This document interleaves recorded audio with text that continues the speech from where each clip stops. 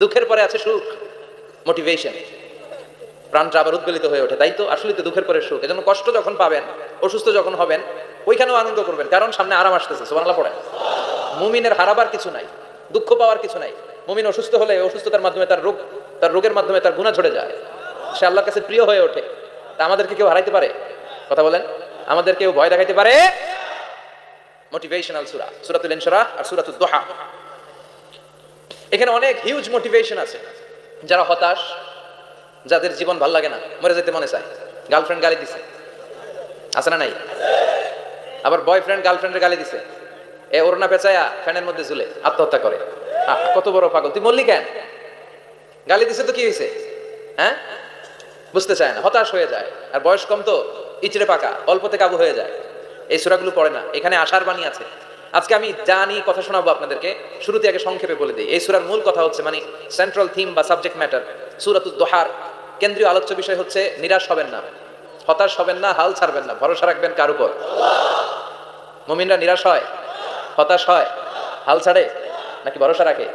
কার উপর ভরসা? কার উপর? না নৌকার উপর, ধানের শীষ, নাঙ্গল, হাত পাখা, দাড়িপাল্লা? ভরসা থাকবে একজনের উপর। চিল্লায় বলেন, তিনি কে? Never be sad, never lose hope, every time is always by your side.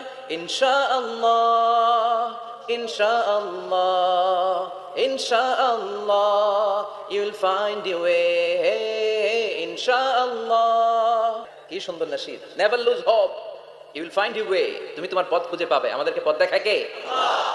এজন্য সূরাতুদ দুহার কেন্দ্রীয় আলোচ্য বিষয় হচ্ছে হতাশ হওয়া যাবে না, নিরাশ হওয়া যাবে না, হাল ছাড়া যাবে না, ভরসা রাখতে হবে একজনের উপরে। চিৎকার করে বলেন, তিনি কে? হতাশ যারা, ফ্রাস্ট্রেটেড, আপসেট পিপল, তাদের জন্য, হতাশ ব্যক্তিদের জন্য এই সূরাটা একটা আলোকবর্তিকা, একটা আলোর মশাল। এই সূরাটা পড়লেই হতাশ ব্যক্তিরা মনে শান্তি পায়, আশা ফিরে পায়, দিক ফিরে পায়, ঠিক কিনা? এই সূরাটা নাজিল হওয়ার একটা ব্যাকগ্রাউন্ড আছে, শুনবেন। বিষ্ণু ঈসা ইসলামের কাছে যখন ওহী নাজিল হতে শুরু করলো, বিষ্ণু ঈসা ইসলাম ওহীর কথাগুলো পৌঁছে দিতে লাগলেন। যাই নাজিল হতো বিষ্ণুনবী পৌঁছে দিতেন, বিশ্বনবী সাহাবাদের কাছে শেয়ার করে দিতেন। যেটাই নাজিল হতো তিনি পৌঁছে দিতেন, যেটাই, কারণ আল্লাহর আদেশ, ইয়া আইয়ুহার রাসূল বাল্লিগ মা উনজিলা ইলাইক, ও নবী আপনার কাছে আমি ওহী থেকে যা নাজিল করি সব পৌঁছে দেন, একটাও গোপন করা যাবে?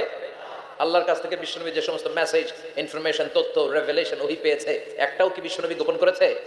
সব প্রকাশ করে গিয়েছে, সব শেয়ার করে গিয়েছে। বিশ্বনবী শেয়ার করতে লাগলেন। সকালে যা নাজিল হয় শেয়ার করেন, দুপুরে নাজিল হয় শেয়ার করেন, রাতে নাজিল হয় শেয়ার করেন, শেয়ার করতে লাগলেন।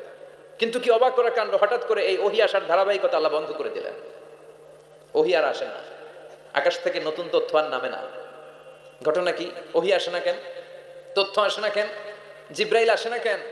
কোন বর্ণনায় এসেছে 15 দিন, কোন বর্ণনায় 1 মাস, 3 মাস, এমনকি 6 মাস পর্যন্ত বর্ণনা পাওয়া যায় যে বিশ্বনবীর কাছে 6 মাস ওহী আসে নাই। বিশ্বনবী তো অবাক, ঘটনা কি? ওহী নামে না কেন? আর ওহী না আসলে তো বিশ্বনবী শেয়ার করতে পারে না। এতদিন যা আসতো বলে বেড়াতো, এখন আসেও না, বলতেও পারে না। কাফির মুশরিকরা বিশ্বনবীর গালি দিতে শুরু করলো, মুহাম্মদের রব মুহাম্মদের ভুলে গেছে, মুহাম্মদের আল্লাহ মুহাম্মদের ছেড়ে দিয়েছে।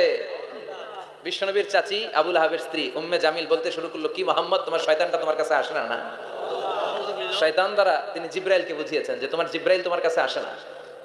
এভাবে সবাই গালমন্দ করতে শুরু করলো যে মুহাম্মদের আল্লাহ মুহাম্মদকে ভুলে গিয়েছে। বিষ্ণু ঈসা ইসলাম নিজেও হতাশ হয়ে গেলেন। কি রে, ওহী আসে না কেন? আমার কোনো ভুল হচ্ছে না তো? আমার কোনো অপরাধ হয়ে গেল না তো? আল্লাহ কি আমার উপর অসন্তুষ্ট হয়েছেন? আল্লাহ কি আসলেই আমারে ভুলে গেছেন? আল্লাহ কি আমাকে ত্যাগ করেছেন? তিনি কি আমার উপর রেগে আছেন? আমরাও মাঝে মাঝে এরকম হতাশ হয়ে পড়ি। এরকম হতাশ লোক আছে না নাই?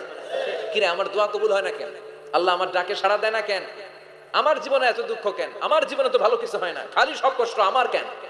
এরকম আছে না নাই? এরকম হতাশদের জন্য এই সূরাটা একটা আলোকবর্তিকা, মোটিভেশনাল সূরা। আলহামদুলিল্লাহ পড়েন।